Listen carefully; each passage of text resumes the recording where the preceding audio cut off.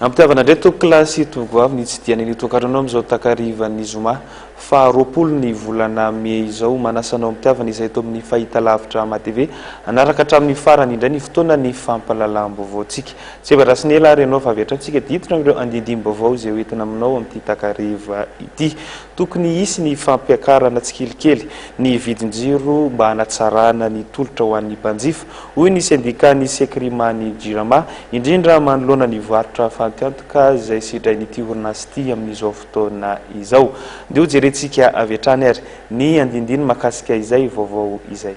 ho an'ny sendikan'ny sekrimany jirama dia tokony hisy ny fampiakarana tsikelikely ny vidin'ny jiro mba hanatsarana ny tolotra ho an'ny mpanjifa voalaza ombieny fa tokony hatsaraina ny fitantanana eo anivon'ny jirama saingy ny hotantanana mihitsy no tsy misy fa mbola mivarotra fatiantoka hatrany ny jirama raha toka 700 ariary ny maskarena dia 700 ariary no amarotany jirama ny kilowattheure ny mpamady vola iraisam-pirenena ihany koa dia manambara fa tokony foanana ny subvention na ny fanampiana omen'ny fanjakana ny jirama famindrinay ny ametrahany fanjakana amin'ny alalan'ireo ratsamagaika mba hampitantanana miara-miasa amin'ny jirama mba hifanometanana akaiky amin'ny fiheverana an'ity orinasa ity zay dia manosika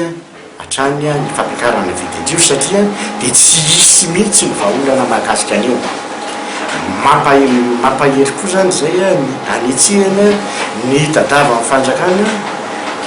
pray mbonantoka ametraka centrale hydraulique eto zay programme ao anatin'izany hoe ametrahana énergie renouvelable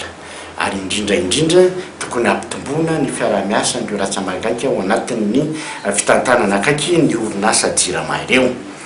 tsy tokony hisy sembatsembana atao amin'izany orinasa mpanjakana izany tahaka ny hoe blocage nakoty zay niseo tamin'ny faraparany teo njato atao anatin'ny orinasa jirama zay efa tena sahirana tokoa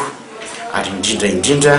manentana ny vahoaka malagasy fanometanana amin'ny fiarovana andreny foto-drafitrasa baiko ny filoham-pirenena ny fanafoanana ny délestage ary niezaka ny tady mpiara-miombonantoka samihafa ny jirama